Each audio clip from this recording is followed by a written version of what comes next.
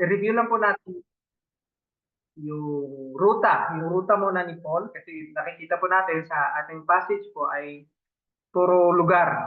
So, palipat-lipat si Paul ng lugar. So, ito po yung missionary journey ni Paul. Ito po yung lugar, mapa. Okay? So, nandito na po tayo sa Antioch of Pisidia, yung nasa gitnang taas ng mapa. So, ibabalik-balik ko lang po yung mapa para ma-appreciate natin yung kung saan sa mundo si Paul at saka si Barnabas. So, recap po muna tayo. Nung last week po sa ating pag-aaral, nakasentro po ang ating pag-aaral sa verse na to, sa Acts 13, and Paul and Barnabas spoke out boldly, saying, "It was necessary that the word of God be spoken first to you, since you thrust it aside and judge yourselves unworthy of eternal life. Behold, we are turning to the Gentiles.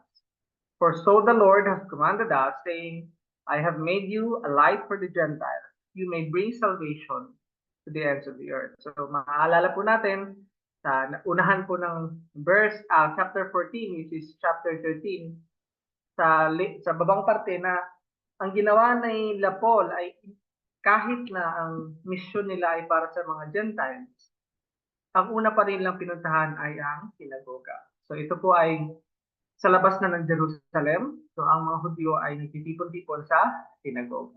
Doon din po sila nagkakaroon ng kanilang simba or service nila sa sinagoga. Doon po nangyayari ang pagtuturo, doon po nangyayari, nakalagay yung mga listahan nila, doon nakalagay at pinag-aaralan yung Biblia nila, which is yung Old Testament nung unang panahon. So ang ginagawa po ni Paul is, doon niya pinapangaral ang gospel.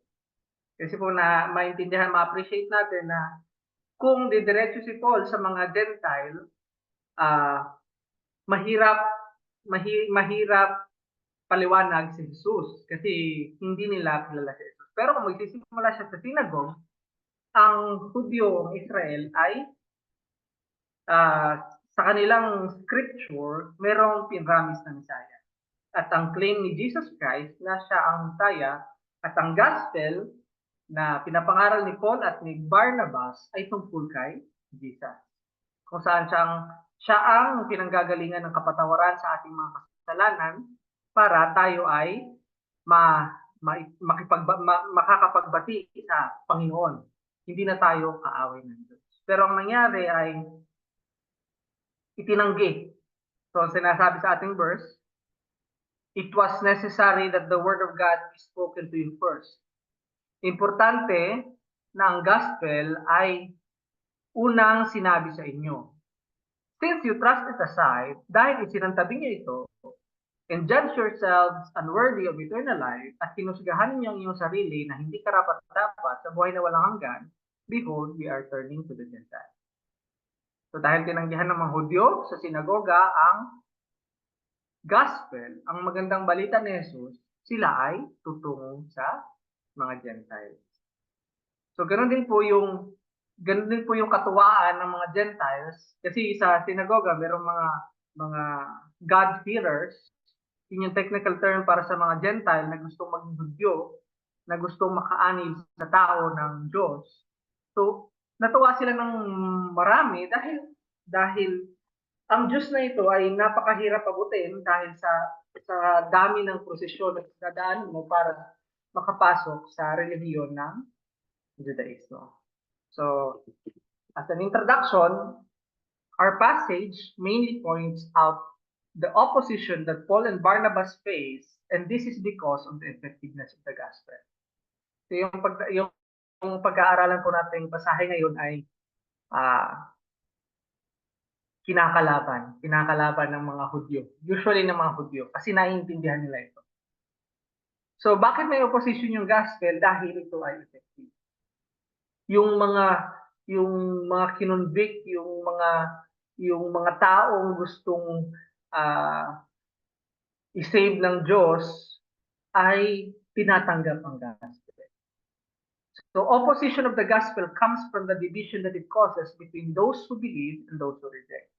So sa ilang Bible study na ako ang nag-lead, ang nasasabi po, narinig po natin is walang neutral na reaction sa gospel. Meron lang na naniwala ka sa gospel o iisang tabi mo ang gospel, i-reject mo ang gospel. At yung division po na nangyayari sa synagogue, pag si Paul ay dumating at si Barnabas ay dumating, is dahil doon sa division. May mga naniwala sa magandang balita at may mga hindi naniwala sa magandang balita.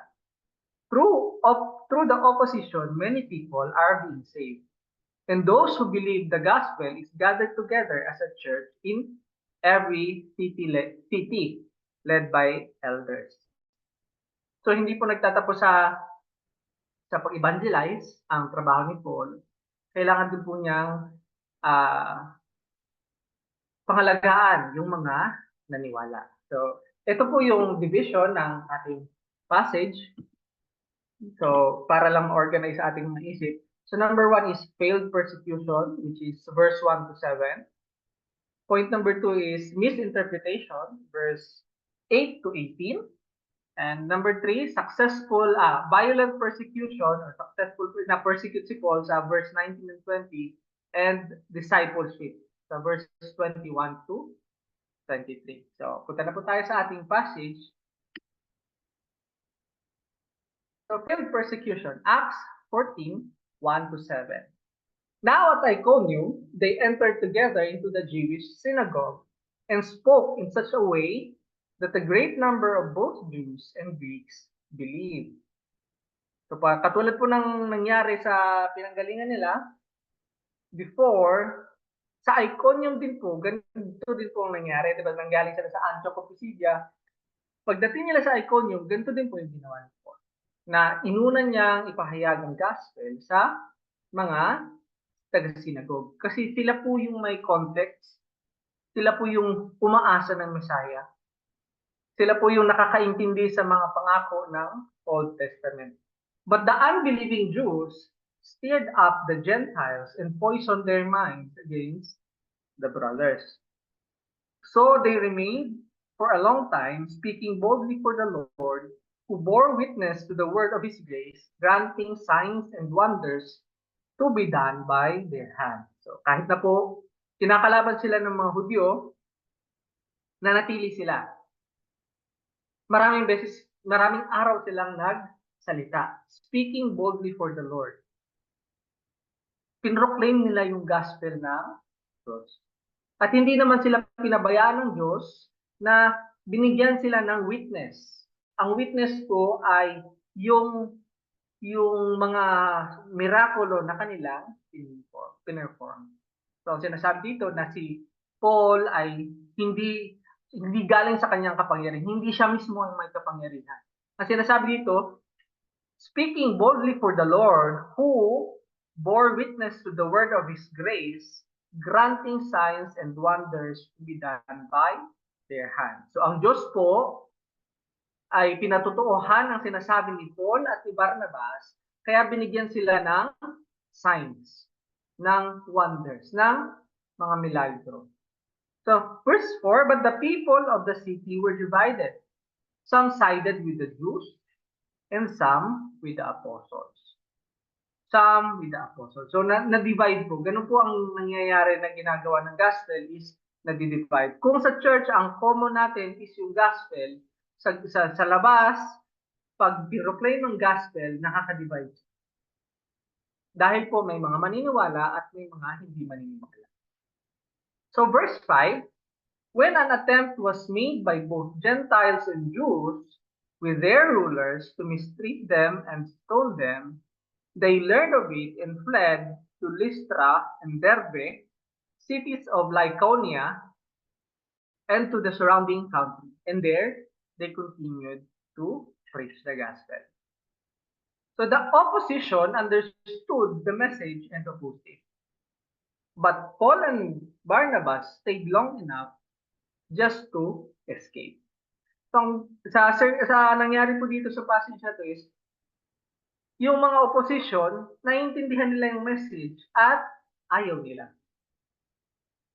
So ang una po talaga makakaintindi ng gospel dito sa mga panahon na ito ay sa mga Hudyo. Kasi alam nila na ang kiniklaim ni Jesus ay ang Messiah na inaasahan nila. Pero ayaw nilang tanggapin si Jesus. So ang pangyayari dito is yung circumstance is yung great number of Jews and Greeks believe. Great numbers of Jews and Greeks believe. May mga naniwalang Hudyo, may mga naniwala din po Hintil. Pero ang ginawa ng mga Hudyo, Jews stirred up the Gentiles and poisoned their mind. So yung mga 50-50, ang ginawa ng mga Hudyo ay sila ay minanipulate, in-stir up, at saka nilason ng kanilang mga isip. So sa mga kasinungalingan. So ang ginawa ni Paul at saka ni Barnabas, hindi sila umatras. Sila ay nag-proclaim pa din, nag-proclaim. They remained speaking boldly and performing miracles. So ganun po yung nangyari, no? Tapos, ang sumunod na nangyari, sa verse 5, the Gentiles and Jews involved the authorities to persecute Paul and Barnabas. So, hindi lang sa loob ng synagogue ang gulo, inilabas na nila, sinama na nila yung mga opisyal ng gobyerno nung panahon na yun. So, nung nalaman to nila Paul, sila ay tumakas. So, sa ating pong observation, so, nandito po sila sa Antioch ngayon, sa Iconium. Nasa Iconium na sila ngayon, yung kanan ng Antioch. So, ito yung, dito na sila nag-preach, tapos sa synagogue pa rin una, na-proclaim ang gospel, may mga naniwala, may hindi naniwala, yung mga hindi naniwala, sila ay gustong i-persecute. Okay? So, ito po yung ating observation. The opposition understood the message and opposed it. And Paul and Barnabas stayed long enough just to escape persecution. So may balanse po ng proteksyon para sa kanilang sarili at saka yung tagal ng panahon na ma-expose nila yung mga tao sa gospel. So ito po yung mga observation na they preach the gospel with the goal of making them understand the message. They preach the gospel with the goal of making them understand the message. So minsan po sa panahon ngayon, 'di ba, parang yung mga debate ngayon na mapatunayan ka lang mali, okay na, solved na. Pero sa isang naniniwala, sa isang may concern sa mga tao, sinishare nila ng gospel, sumusugal po tayo as mga Christians na magkaroon ng relasyon, ng communication, ng open channel na kung saan magagawa natin ang ating kakayahan na ipaintindi sa mga tao ang magandang balita. So ganun po yung ginawa una nila Paul. Na hindi po sila umalis kaagad sa unang persecution o sa unang paglaban sa kanila ng mga hindi naniwala. So ang goal po nila talaga is ipaintindi, tumanggap ng tanong, tumanggap ng kritisismo, ipaliwanag muli ang gospel hanggang sa maintindihan ng mga tao at malaman nila kung maniniwala sila o hindi. So pangalawang observation, the gospel needs time in order to be understood and absorbed by the people for them to be convicted and accept or reject and oppose. So, minsan po, may pagkakataon tayo na makakapag-open tayo ng conversation na mahaba, malalim. Minsan po, kailangan nating ayain ng kape o kailangan nating mag-invest. Minsan awkward pa nga. Kailangan mong pautangin para lang makinig sa'yo. Since may utang sa'yo, makikinig sa'yo or something na ganun. Pero yung po, nag-i-invest po tayo sa relationship para magkaroon tayo ng mahabang oras para maipahayag natin ng maayos ang magandang balita. Para marinig din nila maayos, makapagtanong sila, at maintindihan nila sa kanilang isip, sariling isip, na kung ano ang magandang balita. Kung bakit Jesus ay namatay sa cross, kung bakit ang kanyang buhay, ang kanyang katuwiran ay inilapat sa ating kinover sa ating mga kasalanan para tayo ay maging perfecto. So Paul and Barnabas faced the conflict head-on when the conflict would not result in their harm that would hinder them from continuing the work. So ang goal po ni Paul at saka ni Barnabas ay ipalaganap ang gospel. So tumatayo sila, lumalaban sila, nakikipag-diskusyon sila sa mga hindi naniniwala, pero iniisip din nila yung kanilang proteksyon. Kasi kung sila ay mapapatay or masasaktan, hindi na sila makakapagpatuloy sa kanilang ginagawa. So meron pong ganung balanse sa ministry ni Paul at saka ni Barnabas. Pero may mga panahon din talaga na tumatayo sila. Na tumatayo siguro wisdom na lang po ng Holy Spirit kung ang desisyon ni Paul is magstay or umalis. So ganun po yung observation natin dito sa unang passage. So next po tayong passage. So hindi na lang po ako nagbigay ng application, nagbigay na lang po ako ng question. So mamaya pwede nyong sagutin or idagdag or maki-interact. So ito po yung mga question na naisip ko with regard sa Acts 14 verses 1 to 7. So, how long have you heard the gospel before you understood it, convicted by it, and believed? So napansin po natin sa ating passage na si Paul at si Barnabas, nagstay sila sa synagogue kahit may opposition. Nilaanan nila ng panahon para maintindihan ng mga tao yung gospel na kanilang pinipreach. So, ang tanong is, gaano katagal nating narinig ang gospel bago natin naintindihan at na-convict tayo at naniwala tayo? So, isa po yung magandang katanungan para sa verse na sort of application na din para sa atin. Kung gusto niyo share mamaya, maayos din po. So, isa pa pong katanungan, what is your experience in sharing the gospel? Were you able to explain the gospel well? So ano po ba yung experience natin? Nag-try na po ba tayong i-share yung magandang balita ni Jesus? So ano po yung parang self-evaluation o yung experience natin kung paano na natin na-explain?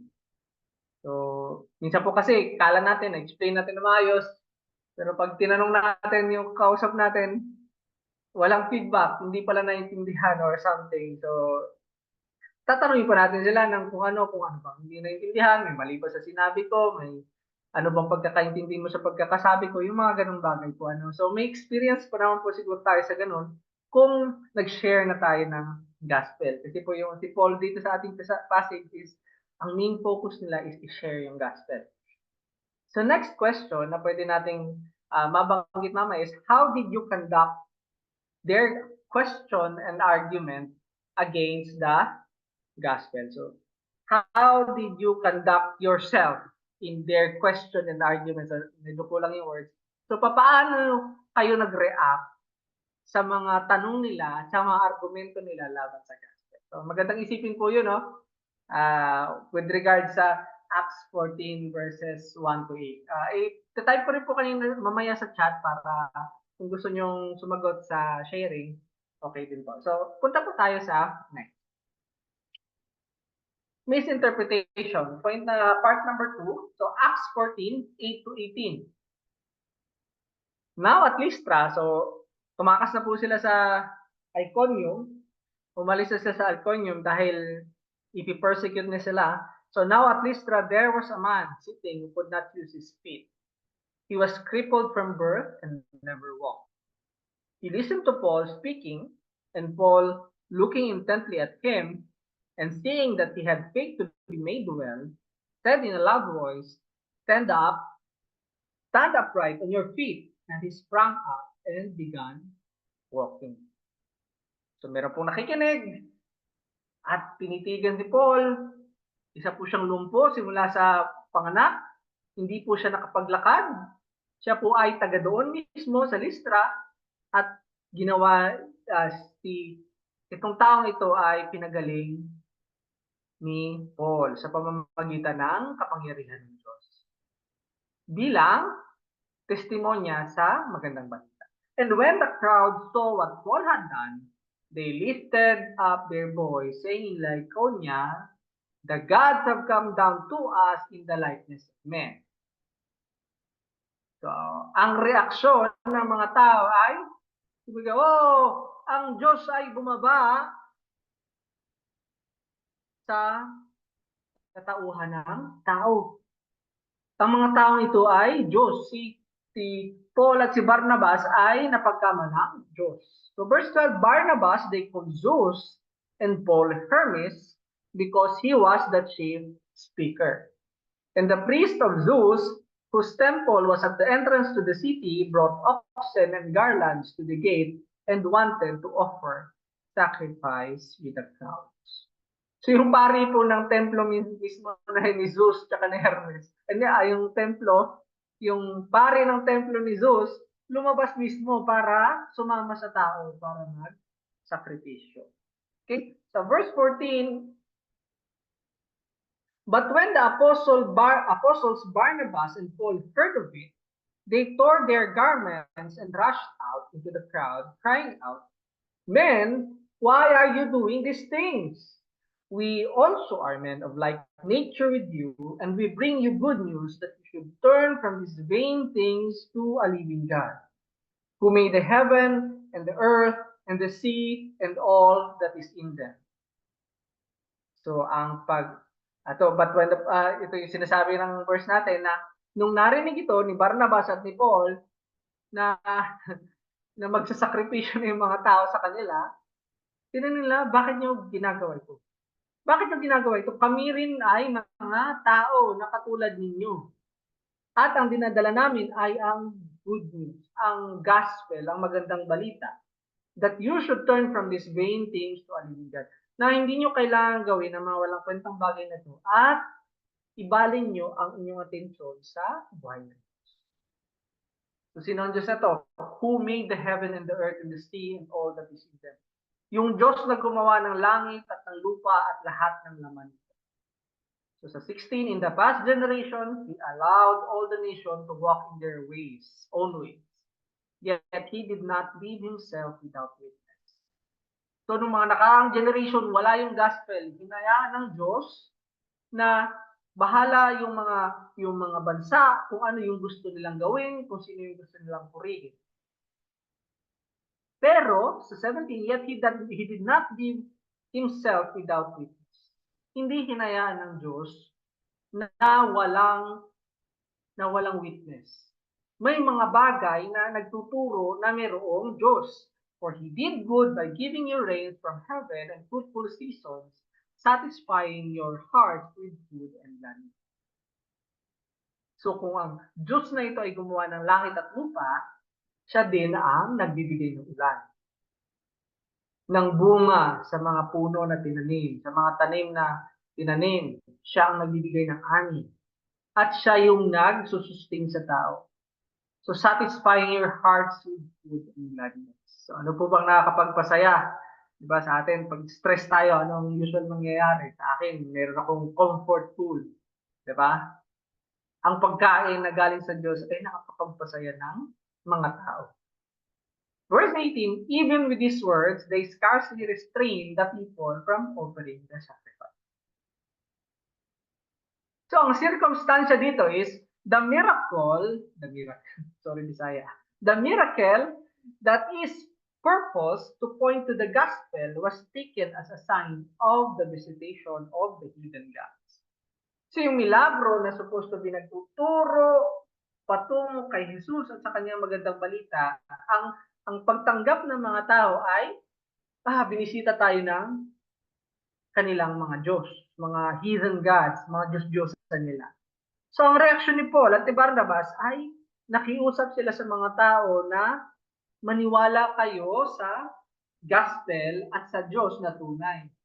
Kasi yung milagro na ito ay sign na nagtuturo kay Jesus at sa Diyos na tunay na Diyos at sa kanyang magandang balita. So bago to sa kanila Paul kasi ito yung nangyayari pag lumalabas ka na ng Israel o pag lumalabas ka na sa konteksto ng mga Hudyo. Kung sa sinagog pa to, naintindihan nyo pero sa public ng Listra, ang nangyari ay napagkamala na sila ay mga Diyos na nag-anyong tao.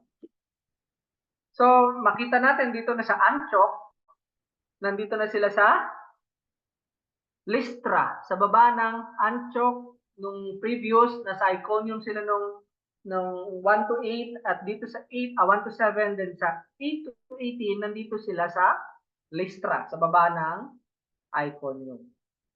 So, para maintindihan po natin yung reaksyon ng mga taga Lystra, ito po yung kanilang folklore or legend o alamat kung bakit sila nag-astang ganun. So ito po ay hindi makatotohanan, kundi gawa-gawa lamang nila. Kasi po yung, di ba po pagka sa mga mythology is long time ago, walang date, walang ano, ganun po yung istorya ng narrative nila na long time ago na si Zeus ay gumawa ng ganito, si Hermes ay gumawa ng ganito. So ito po yung kanilang tradition. According to their tradition, the gods Zeus and Hermes visited Lystra. Binisita po nila ang Lystra na naka-anyong tao. At sila po ay humihingi ng pagkain at tirahan. So the gods Zeus and Hermes visited Lystra in disguise, asking for food and lodging.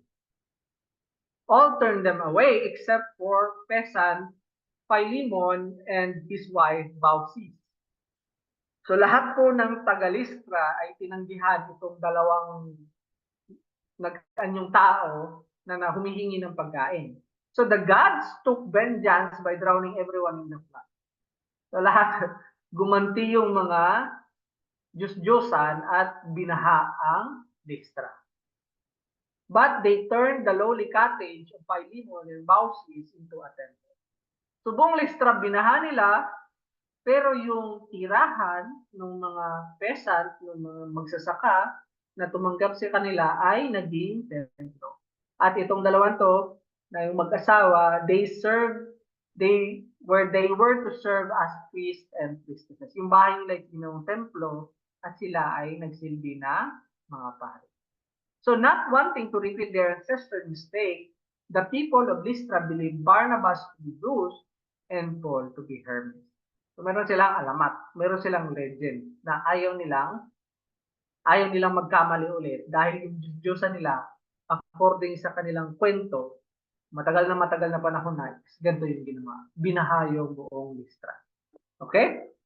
So yun yung basis kung bakit ganun yung reaction nila kay Paul at kay Barnabas. So observation, the people credited the miracles to their own gods and not to the God of the gospel. So tinake ng tao yung mga milagro na yun na si Paul at si Barnabas mismo ang Diyos. Hindi yung Diyos na tunay. So there is a struggle for the gospel because the people attach the miracle to a legend rather than the gospel to which it is pointing to. So may ganun po, no? Pag iba ang kultura ng taong pinaabutan mo ng magandang balita, iba din po yung reaksyon, maaaring iba yung reaksyon, o maaari din po na iba yung itatanong sa iyo na hindi mo inaasahan. So the gospel was accomplished in the context of Judaism in Israel, a people with a history. So ang magandang balita po ay nangyari sa konteksto ng Judaismo at ng bansa ng mga Hudyo. At itong Israel is the people of God. Meron silang kasaysayan. So it has been helpful for Paul to start at the synagogue where the culture in which the gospel has its root, the promise of a Messiah from God. So lahat ng Hudyo ay inaasahan ang Messiah. Pero nung dumating si Jesus, hindi nila tinanggap si Jesus bilang Messiah. So ang mga taga-Lystra, the people acted in hospitality because they feared the consequences. The miracle impacted them more than the gospel because of the fear of the flood. So nabanggit ko na rin po siguro dati na yung pagpupuri, yung pagsamba ng mga pagan sa Diyos-Diyosan ay hindi naka-base sa pangako ng Diyos na yun, kundi naka-base siya sa kailangan. sa takot. So ang ina-attribute ng mga taga-Listra ay nabaha before, so ayaw nang mabaha ulit, ayaw nilang galitin yung Diyos-Diyosan nila, kaya ganun yung hospitality. Meron yung pagtanggap nila kay Paul, yung pagsakripisyo nila kay Paul at kay Barnabas. So ganito po yung mangyayari pag lumabas yung magandang balita sa konteksto ng Jewish land. So when the gospel collides with heathen beliefs outside of Jewish land, there will be disconnect in understanding and interpretation. So meron pong mga bagay na mahirap magkonekta sa ating mga kausap minsan pag hindi tayo magkalapit ng kultura. So the reaction, acceptance, or opposition to the gospel would look different, and the questions that has not been asked of the believers would be asked. So katulad po natin or ng mga kapatiran na nandito ngayon sa Middle East, iba po yung mga tanong na tinatanong dito ng mga tao kumpara sa mga tinatanong ng mga Pilipino sa Pilipinas. So may mga ganong challenges po sa pag-usap natin at pag-communicate natin ng magandang balita. Okay, para sa application question, ito po siguro yung medyo nakaka-relate tayo na kung nanggaling tayo sa Roman Catholic or sa kung ano pa man na nasa Pilipinas. So, did your previous beliefs made it hard for you to understand, accept, and believe the gospel before? So, yung dati niyong pinaniniwalaan ba ay nagpahirap sa inyo na maintindihan o tanggapin at paniwalaan ang magandang balita? So, what made the gospel not easy to accept? So, ano yung mga bagay-bagay na naging hambalang or naging hadlang para matanggap natin ang magandang balita? So, kung may pinanggalingan tayo bang faith, tapos ngayon lang natin, nung may isip na tayo, saka tayo tumanggap kay Jesus bilang ating tagapagligtas, ano yung mga nahirapan tayo sa pagtanggap ng magandang balita? So, pangalawang tanong, did you struggle or are struggling with leaving behind cultural rituals when you believe the gospel? So what are the reasons for the difficulty? So pag ang naisip ko po kasi is practical masyado ang gospel. Kung nabasa natin ating Biblia, may rason sa mga bagay-bagay. So, pag nanggaling tayo sa ibang paniniwala at tinanggap natin ang magandang balita, may mga bagay na makikita tayo na, ay, anong rason kung bakit ko pa ginagawa? Diba? May mga bagay na gano'n. May mga bagay na nung dati sa ibang paniniwala, meron kang mga bagay na ginagawa na hindi mo na tinatanong kung bakit. Pero ngayong naniwala ka na sa magandang balita, tinatanong mo na kung bakit. Bakit may kadilat sa pagdadasal? Bakit may rosaryo? Bakit may grotto? Bakit? So maraming ganon na nakapasok sa ating pamumuhay na wala tayong rason pero ginagawa lang natin. So yun po yung tanong na nai-relate ko dito sa ating passage sa Acts 13:18. Okay? So punta po tayo sa ating next part ng ating passage sa 19 to 20. So, violent persecution, Acts 14:19 to 20. But Jews came from Antioch and Iconium, and having persuaded the crowds, they stoned Paul and dragged him out of the city, supposing that he was dead. But when the disciples gathered about him, he rose up and entered the city, and on the next day, he went on with Barnabas to Derbe. So, ano po to? Teamwork. So, but the Jews, so yung Jews po na galing Iconium, Antioch of Pisidia is yung nakaaway ni Paul nung previous Bible study natin sa Antioch of Pisidia. Tapos, sinamahan pa sila ng mga Jews na taga-Iconium. At ngayon, pinersuade nila, nilikom nila yung crowd, yung mismong mga tao na pinoproklamahan ni Paul ng gospel. So they stoned Paul, binato nila si Paul, and dragged him out of the city, supposing that he was dead. So ang iniisip po natin, ang usually, sa akin po siguro, baka naiintindihan niyo ito ng mas mahina, iniisip ko dati na binabato ng bato. Na malayo, babatoy ng bato, yun yung stoning. Pero nung napag-aralan ko po na ang stoning po pala sa Hudyo ay galing sa ulo at ibabagsak pababa. So yun po yung stoning. Hindi po siya bato na maliit. Hindi, malaking bato po, babatohin ka ng pababa. Okay? So, but when the disciples gathered about him, he rose up and entered the city. And then the next day, he went on with Barnabas to Derbe. So, ang circumstansya po dito, the Jews from Antioch and Iconium persuaded the crowd. Kung maalala po natin, sa Iconium, sa ating pasahe kanina, ang sinasabi dito sa verse 5,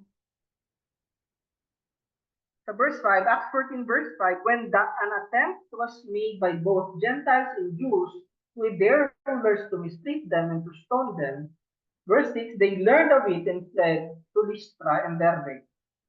Okay? So magkaiba po yung sitwasyon na ito kumpara sa sitwasyon sa Iconium. Kasi doon po sa Iconium, sinama pa nila yung mga opisyal.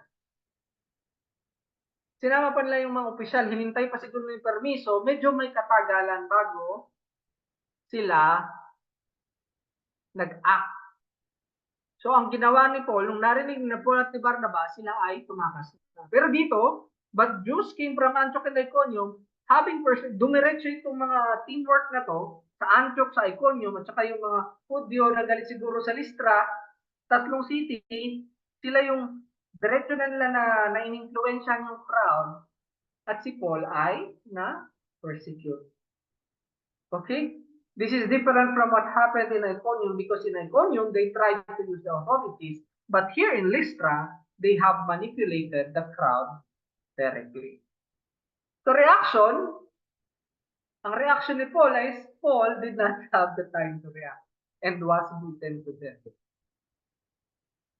So ang tingin ko po dito sa passage na to is, walang time para mag-react si Paul at saka si Barnabas. Wala na silang panahon para tumakbo. So, Paul did not have the time to react and was beaten to death. So stoning has a heavy Jewish meaning of punishment. So, ang stoning ay peculiar o laging galing sa mga Hudyo. Kasi ang stoning usually ginagawa siya na punishment in relation with blasphemy. Katulad sa gospel, ang sinasabi pa din ng mga Hudyo is nagbablaspheme si Jesus Christ dahil kiniklaim niya na ama niya ang Diyos. So ganito din po ang dinideclare nila Paul. So yun din ang akusasyon sa kanila dahil kiniklaim nila na si Jesus ang nag-accomplish ng kapatawaran sa cross, inaakusahan din po nila si Paul na blasphemy. But when he got through alive, they fled to Derbe and proclaimed the gospel there. So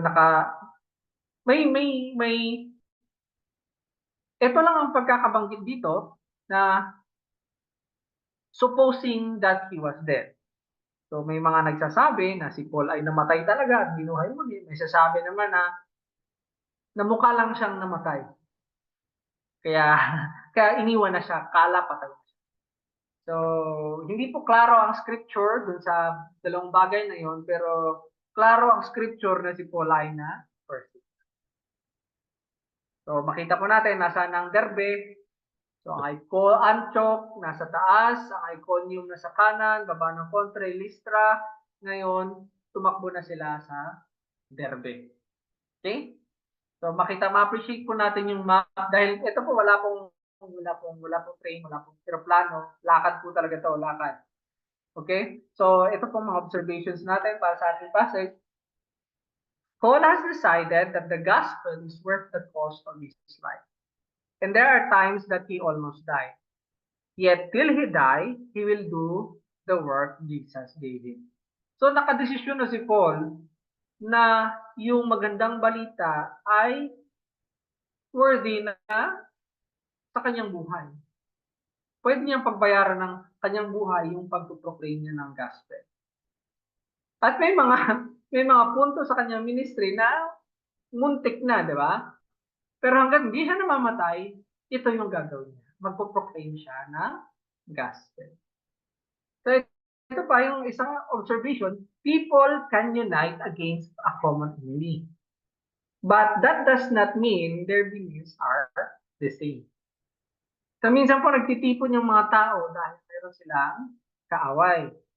Pero hindi yun nangangahulugan na pare-pareho sila na pinaniniwalaan. Okay, ito mga hintil, yung naniniwala kay Zeus. O isipin niyo ba yun, no? Di ba, tragedy siya na isang banda, isang moment lang ng time, nililitsunan ka, inaalaya ka na sakripisyo. Pangalawang instance, yung mga same na tao na nakamuntik ka ng purihin dahil nagpo-proclaim ka ng gospel, gumawa ka ng milagro, yun din yung magbabato sa'yo. Yun din yung hihila sa'yo palabas ng higi, di ba? Napakabilis, napaka-fickle ng tao ng crowd. So people can unite against a common enemy, but that does not mean their beliefs are the same. So pareho sila ng kalaban, pero hindi sila pareho ng pinaniniwalaan. So people can be manipulated to act violently if they are roused up emotionally beyond reason. They can become a mob. So siguro po sa atin, sa mga Pilipino, kita natin yung mga rally, di ba? Pag nagkagulo na, lahat sasawsaw, lahat magugulo, di ba? May ganun po tendency yung tao pag sila ay na-manipulate emotionally. So, God sustained Paul through persecution and he rose up and came back to the city. So, Paul maintains the balance between furthering the gospel and avoiding persecution. Yet he is aware of the consequences and ready to face it.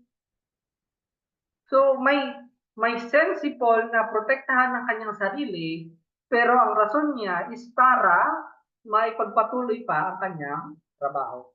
Hindi para proteksyonan ng kanyang sarili dahil ayaw niya masaktan. So, nandun na siya na gusto niyang palaganap ang magandang balita, gusto niyang tapusin ang kanyang trabaho na binigay sa kanya niya. So, meron siyang balanse para ma-maximize o masulit ang kanyang missionary journey. So Paul continues proclaiming the gospel in Derbe. So hindi pa rin siya tumigil. Na 50-50 na siya dahil binato siya ng mga tao at ng mga Hudyo. Pero patuloy pa din siya. Lipat na naman na ibang lugar. So sa Derbe na naman. So makita natin yung map. Nasa map. Yan. Antioch, Cana na Iconium, sa Listra, yung inalayan siya ng kung ano-ano, dahil kala siya ay si Zeus at si Hermes. Pagkatapos ay, kinabukasan, binato sila, nabuhay si Paul, pumunta na naman ng Derbe. Okay? So ito yung mga application questions natin. Ano? In what ways, sa mga anong paraan, natin may communicate ang magandang balita para sa mga kumakalaban natin. So makita po natin na si Paul ay nag-stand.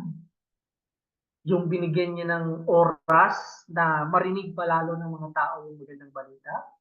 So nandun na tayo na yung kalaban mo is kalaban mo. Pero may mga taong maaaring bigyan ng chance o ng pagkakataon ng magandang balita. O baka may punto yung sinasabi ni Paul. So hindi nila sinasayang yung mga ganung pagkakataon ni Paul at ni Barnabas na binibigyan nila ng panahon para marinig ang kanilang sinasabi, maintindihan ang kanilang sinasabi, o maaaring magalit o maaaring tanggapin. Gusto nilang gawin yun para maipalaganap ang gospel. So sunod na katanungan is, what could be the effect of Paul's experience on the disciples' witness? So ano po kaya yung naramdaman o nakuha ng mga tao na nakitang na-persecute si Paul. Ano yung epekto ng persecution ni Paul sa mga nakakita nito? So nakita mo natin na, di ba, nag-gather yung mga disciples kasi kala nila si Paul is patay na. Pero buhay pa pala si Paul. So ang iniisip ko yung mga disciples nag-gather na lang para ilibing na lang si Paul, pero buhay pa si Paul. So by the grace of God na buhay pa si Paul, tayo meron pa siyang gagawin. So susunod po nating parte is discipleship. Acts 14:21 to 23. When they had preached the gospel to the city and had made many disciples, so nasa Derbe na po sila, when they had preached the gospel to that city and had made many disciples, they returned to Lystra and to Iconium and to Antioch. So dulo na yung Derbe, bumalik sila sa pinanggalingan nila.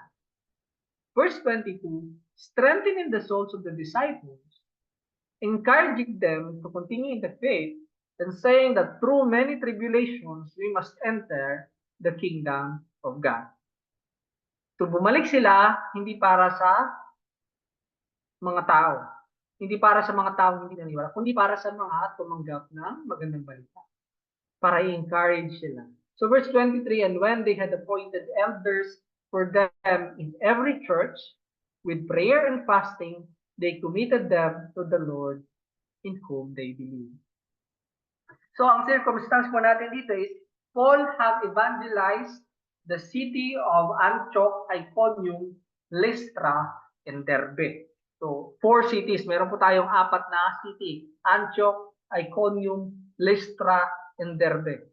At marami pong naniwala. So ano na ngayon gagawin? Ang ginawa ni Paul is Paul went back to those cities not to evangelize, but to nurture those who have believed and gather them together as a local church. So Paul placed elders in every church to lead and to mature the believers. So pagkatapos po ng evangelism, hindi po nananatiling mag-isa ang isang naniniwala o nanampalataya. Kailangan po silang i-join sa isang simbahan. Okay? So makita po natin mapa, Antioch sa taas, kanan Iconium, baba ng konti Lystra, kanan Derbe. Pero tapos na ni Paul itong 4 na city na ito, ngayon bumalik siya sa Derbe, bumalik sa Lystra, sa Iconium at sa Antioch. Para patatagin o itayo ang mga churches. Okay? So, ito ang ating observation. So, Paul cared for the people whom God saved by the gospel. So, nandun po yung pagmamahal ni Paul sa mga taong naniwala sa magandang balita. So, kahit din po tayo, hindi simula lang ang evangelism. Ang susunod ay discipleship.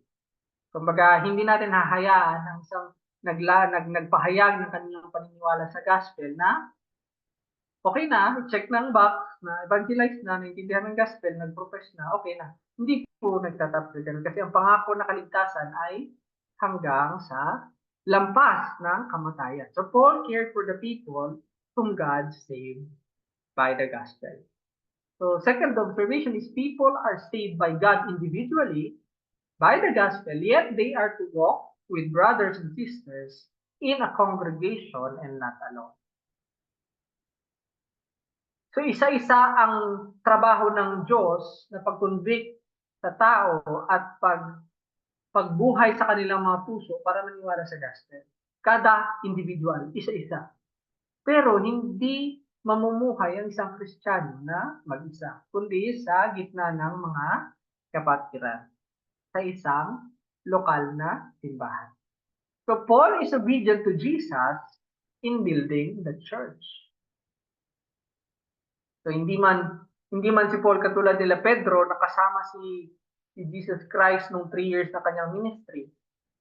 Pero si Paul ang inatasan ni Jesus na abutin ang mga Gentile. At siya din po ang best fit na itinakda ng Diyos para abutin ang mga Gentile. So pag na-evangelize ang mga Gentile, sila ay iaanib, i-organize bilang isang simbahan, bilang isang kongregasyon. So Paul evangelizes people and disciples the believers. So evangelization at saka discipleship. And raises up local elders to continue nurturing God's people. Okay? So yun po yung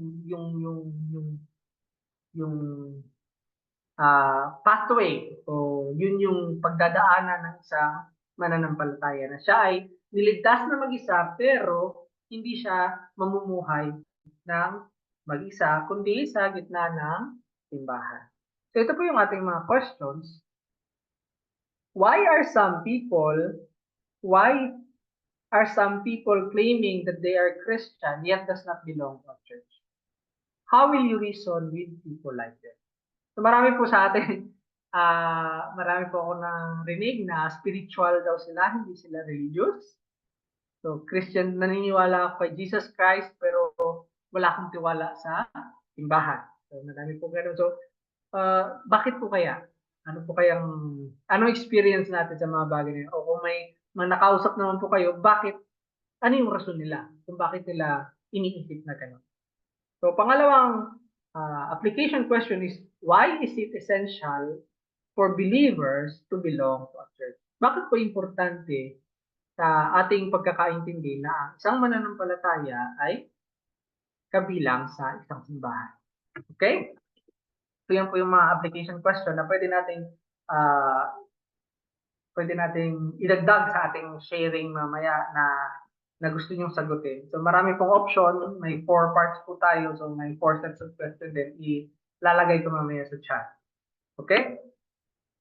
So ito yung isang maikling conclusion na Paul proclaimed the gospel, taking on himself the challenges and the risk, and gathered the believers as Christ's body in that city where they are under the leadership of the elders. So ang bulk po ng ating passage is with regards sa evangelization ni Paul sa tatlong city.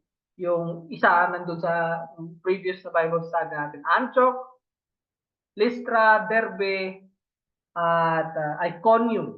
So apat na city.